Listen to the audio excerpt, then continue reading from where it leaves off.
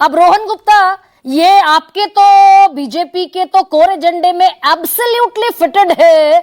जितनी ज्यादा कम सीटें जेडीयू की आएंगी, उतना ज्यादा वो अटल जी का सपना पूरा करते हुए दिख रहे थे विजय सिन्हा, वो अटल जी का सपना पूरा होता हुआ दिखेगा।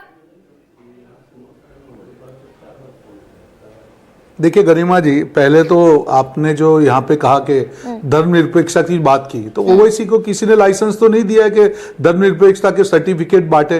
पहली बात मैं ये कहना चाहूंगा कि तुष्टीकरण का मतलब धर्मनिरपेक्षता नहीं है।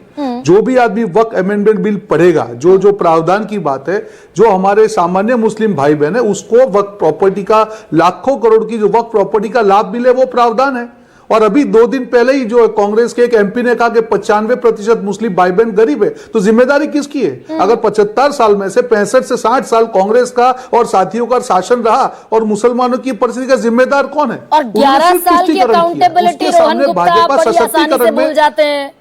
दे रहा हूं, मैं दे रहा हूं, नहीं बिल्कुल नहीं भूलूंगा, मैं जवाब दे रहा हूं आपको। वही बोल रहा था, आप थोड़ा बीच में बोल गई। तुष्टीकरण के सामने सशक्तिकरण क्या होता है उसका मैं आपको एग्जांपल देता हूं। जब ट्रिपल तलाक बिल आया तब भी पूरे देश में ये माहौल बनाया गया तो मुसलमानों के खिलाफ है, इस्लाम के ऊपर अटैक है। क्या हुआ बाद में? आज स्वीकार हुआ, दिल्ली में 15% जो मुस्लिम वोट है भाजपा को मिले हैं। मैं आधिकारिक तौर पर कहता हूं, कहां से मिले?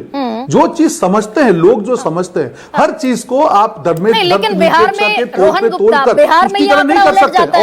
और एक चीज सुनिए एक बार, नहीं मैं आपको नहीं, बिल्कुल नहीं उलझा। मैं मेरी बात खत्म कर बात कर रहे हैं। बिहार में 75% मुस्लिम मतदाता गया आरजेडी कांग्रेस के पास, जेडीयू और बीजेपी के पास गया मात्र 5% मतदाता मुसलमानों का। तो जब जब नीतीश बीजेपी के साथ खड़े हुए, मुस्लिम छिटक गए नीतीश कुमार से।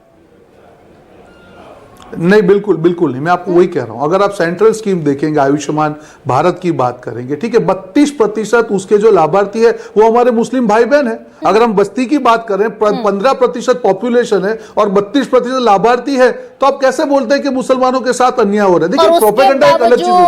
ये तुष्टीकरण वालों को अपनी दुकान चलाने के लिए नहीं, रोहन गुप्ता इसलिए नहीं, रुकिए ना, आंकड़ों पर चलते हैं।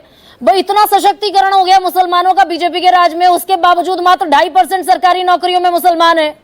आबादी है 14% पूरे देश में। देखिए वापस देखिए वापस आप रिजर्वेशन की बात करेंगे। हमारे संविधान ने क्लियरली कहा है कि कभी भी कास्ट की, धर्म के बेस पे रिजर्वेशन नहीं होता। मैं तो हम संविधान की बात करते हैं, मैं यही रिजर्वेशन की बात नहीं करती। मैं आपको नहीं, आपको समझना पड़ेगा। मैं आपको यही बोल रहा हूं, एक चीज समझिए गरिमा जी, संविधान के तहत जो भी होता है वो सही है, वही होता है, गलत है।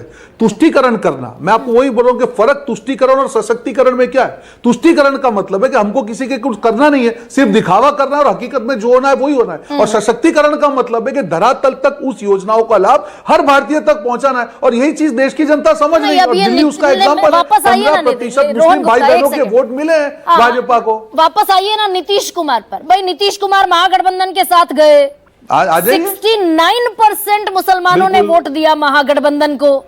नीतीश कुमार एनडीए के साथ आ गए, मुसलमानों का वोट रह गया एनडीए के पास 5%।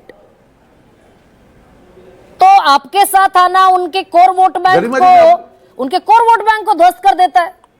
सीटें घटकर रह गई 43। देखिए नीतीश कुमार जी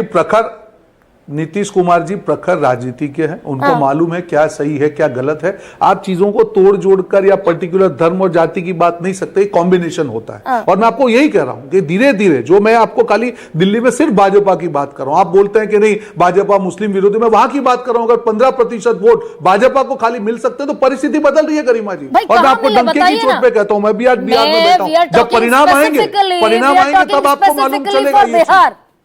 आप मुझे आंकड़ा दे दीजिए, 15% वोट मुसलमानों का कहां मिल गया? मैं दिल्ली की बात कर रहा हूं अभी आपको, मैं आपको दिल्ली की बात कर रहा हूं, आपको आंकड़ों के साथ बोल रहा हूं। दिल्ली में दिल्ली मेट्रोपॉलिटन सिटी है और मैं आंकड़ा लेकर नहीं बैठी। बिहार में मात्र 5% मुसलमान गया बिहार का नहीं, एनडीए के साथ। मैं आपको वही बोल रहा हूं कि आप अगर आने वाले दिनों में देखेंगे, मैं आपको यही कह रहा हूं कि ये जो तुष्टीकरण की राजनीति, ओवैसी जैसे लोग हैं, कांग्रेस पार्टी है, आरजेडी है, आज कुंभ को फालतू बोल के तुष्टीकरण करके आपको क्या लगता है कि मुस्लिम भाई बहन उसको वोट दे देंगे? ये मानसिकता से उनको बाहर आना होगा। ये हो गया। ओवैसी को आप तुष्टीकरण के नाम पे राजनीति करके छोड़ दीजिए ना रोहन गुप्ता, आप नहीं पा सकते। 5 साल ओवैसी पर तो डिबेट चल रही है। 5 साल में गरिमा जी डिबेट में कर रही जमीन हूं जो इस है, बात पर भाई, नीतीश कुमार एक सेक्युलर छवि के नेता, वो ना वक्फ पर बोलेंगे, ना उत्तर प्रदेश में मस्जिदें ढक दी गई होली पर, ना उस पर बोलेंगे, छतों पर नमाज नहीं पढ़ सकते, ना उस पर बोलेंगे, अगर सड़क पर नमाज पढ़ ली तो पासपोर्ट जब्त हो जाएगा, ना उस पर बोलेंगे, FIR मुकदमा दर्ज हो जाएगा, ना उस पर बोलेंगे, हाथ काट दो अगर किसी अंग पर होली का रंग गिर गया तो वो अंग काट दो, ना उस पर बोलेंगे। ये दिक्कत, देखिए गरिमा जी, ये तो आपने ये डेट तो नीतीश कुमार का है ना, उसका मैं बीजेपी जवाब का दे दूं, मैं एजेंडा बिल्कुल जवाब फुल दे प्रूफ दूं। है।